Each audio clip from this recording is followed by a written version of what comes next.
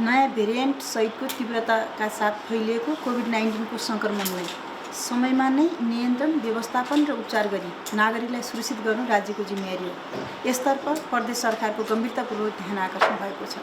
दोस्रो चरणमा देखा परेको नयाँ भेरिएन्ट सहितको कोरोना नियन्त्रण, रोकथाम र उपचारको तयारीका क्रममा कर्णाली प्रदेश सरकारले गरेका प्रयास, समस्या र चुनौतीहरू सदन मार्फत जनतालाई सुसूचित गर्ने उद्देश्यले सरकारको तर्फबाट बोल्ने समय माग गरिसकेको सन्दर्भमा सदनबाट कोरोना महामारी विरुद्ध साझा ढङ्गले एकताबद्ध भएर अघि बढ्ने सङ्कल्प प्रस्ताव पास गरेर लाग्नुको सट्टा जनतालाई सुसूचित गर्ने जनप्रतिनिधिहरूको एकमात्र प्रभावकारी थलो सदन अवरुद्ध गरेर प्रमुख प्रतिपक्ष दलले जनताको भावनामाथि वज्रपात गरेको छ।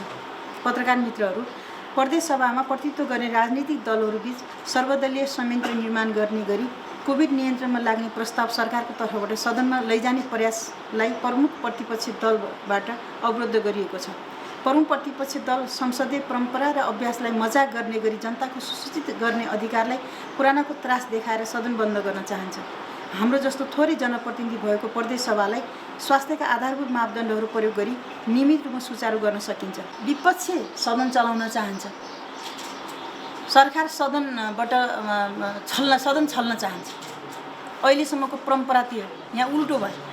विपक्ष सदन रोक्न चाहने, सरकार सदन चलाउन चाहने। यो चाहिँ कर्णालीमा यो पनि एउटा नयाँ अभ्यास। यस्तो बेला त जनताका कुराहरू सदनबाट बोल्ने कुरा त यो त प्रतिपक्षका लागि त निकै राम्रो अवसर हो नि। सरकारले यो गरेन, त्यो गरेन, यहाँ पुगेन, त्यो पुगेन भन्ने कुराहरू त्यहाँ गर्न सकिन्छ। हाम्रो फेरि अहिले त 35 जना मात्रै भयो। 40 मा पनि 35 जना मात्रै हुँदा 35 जनालाई मजाले त्यहाँ पछाडि दर्शक दीर्घामा पनि राखेर बस्न सकिन्छ नि।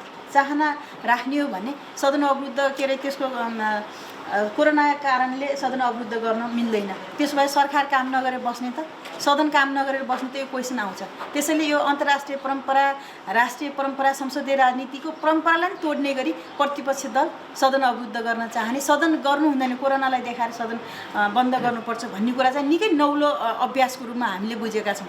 दोस्रो लहरको कोभिड नियन्त्रण तथा स्वास्थ्य पूर्वाधार सुदृढीकरणका लागि तत्काल प्रदेश अस्पताल सुर्खेतलाई रु 22 करोड, चौरजारी सामुदायिक अस्पताल, जिल्ला अस्पतालहरू र रणनीतिक अस्पतालहरूलाई रु 12 करोड बजेट निकासा गरी पठाइसकेको छ। छोटो खरिद प्रक्रियाबाट यन्त्र उपकरणहरू किन्ने प्रक्रियाको पनि सुरुवात भइसकेको छ। त्यसै गरी कोभिड रोकथाम, नियन्त्रण, उपचार तथा प्रतिकार्यका लागि थप 1 अर्ब बजेट व्यवस्था गरी तत्काल 50 करोड रकम विकास खर्चबाट रकमान्तरण गरी कोभिड कोषमा राख्ने व्यवस्था मिलाइएको छ। प्रदेश भित्रिने 4वटा नाकाहरूमा थप स्वास्थ्य कर्मीसहित एन्टिजेन परीक्षण र स्क्रिनिङको व्यवस्था मिलाइएको छ। प्रदेशभरि स्वास्थ्यतर्फ स्वीकृत दरबन्दीको 1/3 मात्र जनशक्ति प्रतिपूर्ति भएको अवस्थामा प्रदेश सरकारले विभिन्न मितिमा करार प्रक्रियाबाट 109 जना चिकित्सक सहितको स्वास्थ्यकर्मी भर्ना गरी परिचालन गरिएको छ। 150 जना सहायक स्तरका स्वास्थ्यकर्मी भर्ना प्रक्रियामा रहेको छ। यसलाई जतिसक्दो छिटो गर्न खोजिरहेका छौँ र थप जनशक्ति आपूर्तिका लागि सङ्घीय सरकार र कर्णाली स्वास्थ्य विज्ञान प्रतिष्ठानलाई अनुरोध गरिएको छ र हामी केही छोटो प्रक्रियामा पनि हामी सूचना गरेर थप स्वास्थ्यकर्मीहरूको सूचना पनि गर्दैछौँ। कोभिड नियन्त्रण तथा प्रतिकार्यका लागि आवश्यक मास्क, सेनिटाइजर, पिपी तथा PCR सञ्चालनका लागि रिएजेन्ट किट लगायतका सामग्रीहरू आवश्यक सङ्ख्यामा व्यवस्था गरिएको छ। प्रदेशभरि 4वटा PCR प्रयोगशाला रहेकोमा 3वटा प्रयोगशाला परीक्षणमा आइसकेका छन्, प्रयोगमा आइसकेका छन्। चौरजारी पनि तुरुन्तै सञ्चालनमा ल्याउन पहल भएको छ। हाल प्रदेशभर रहेका सम्पूर्ण सरकारी, सामुदायिक, गैर सरकारी र निजी अस्पतालहरू मार्फत कोभिड सङ्क्रमित बिरामीहरूको उपचार व्यवस्था मिलाइएको छ, जसमध्ये प्रदेश अस्पताल सुर्खेत, कर्णाली स्वास्थ्य विज्ञान प्रतिष्ठान जुम्ला, चौरजारी अस्पताल रुकुम पश्चिमलाई हब अस्पतालको रूपमा र अन्य अस्पतालहरूलाई अक्सिजन सहितको ICU र आइसोलेसन सुविधाको व्यवस्थापन गरिएको छ। यहाँहरूलाई थाहा छ, अस्ति मात्रै हामीले PCMC को मिटिङमा स्थानीय तहहरूलाई पनि सबै स्थानीय तहहरूलाई 15 देखि 25 बेड आइसोलेसन निर्माण गरेर त्यसको लागि आवश्यक बजेट छुट्याउने पनि हामीले निर्णय गरेका छौँ र सामाजिक विकास मन्त्रालय यसको प्रोसेसमा गइसकेको छ। स्थानीय तह, प्रदेश अस्पताल, कर्णाली स्वास्थ्य विज्ञान प्रतिष्ठान र जिल्ला अस्पतालहरूमा समेत गरी 1950 आइसोलेसन, ICU 62, भेन्टिलेटर 34 र एसडियू 50 बेड रहेको छ। आवश्यक थप आइसोलेसन आइसियू भेन्टिलेटर र एसडियू व्यवस्थापनका लागि प्रदेश सरकारले आवश्यक तयारी गरिएको 1000 आइसोलेसन त अब हामीले बजेटको व्यवस्था गऱ्यौँ र स्थानीय तहसँग अलिकति कडाइपूर्वक गयौँ भने ती बिरामी हुने सबै मान्छेहरूलाई व्यवस्थापन गर्न सक्छौँ भन्ने तथ्याङ्क यसले देखाउँछ। यो पनि यहाँहरूले नोट गर्न जरुरी छ। यसलाई अलिकति त्यो आधारमा पुष्टि गर्न सकिन्छ। अहिले प्रदेश हस्पिटलमा 100 आइसियू नै चलाउँछौँ भन्नुभएको छ। हामी त्यो बसेर कुरा हिजो पनि हामी मिटिङ गऱ्यौँ, 3-4 चोटि हामीले सामाजिक विकास मन्त्रालयमा मिटिङ पनि गरिसकेका छौँ। हामी अब ढुक्कका साथ यो भन्न सक्छौँ कि 3000 आइसोलेसन मजाले अक्सिजन सहितको आइसोलेसन व्यवस्था गर्न प्रदेश सरकार सक्षम छ, स्थानीय तहसँग सहकार्य गरेर भन्ने कुराको विश्वस्तता म यहाँहरूको माझमा राख्न चाहे। अक्सिजन आपूर्तिका लागि प्रदेश अस्पताल सुर्खेत र कर्णाली स्वास्थ्य विज्ञान प्रतिष्ठान जुम्लामा ठुलो अक्सिजन प्लान्ट सञ्चालनमा ल्याइएको छ। प्रदेश अस्पतालमा 2टा अक्सिजन प्लान्ट छ, एउटा चलिरहेको छ, अर्कोलाई चलाउनु पर्ने छ। त्यहाँ चलिरहेकोलाई पनि थप ब्याकअपको व्यवस्था गर्नुपर्ने छ। त्यो प्रक्रिया पनि अगाडि बढिसकेको छ। किन्ने प्रक्रिया मिनी 10वटै जिल्लामा मिनी अक्सिजन प्लान्टलाई 40 लाखको दरले बजेट विनियोजन गरिसकेको छ र 3वटा अस्पतालहरूले किनिसकेको अवस्था छ भने अरू 7वटा अस्पतालहरू प्रोसेसमा छ।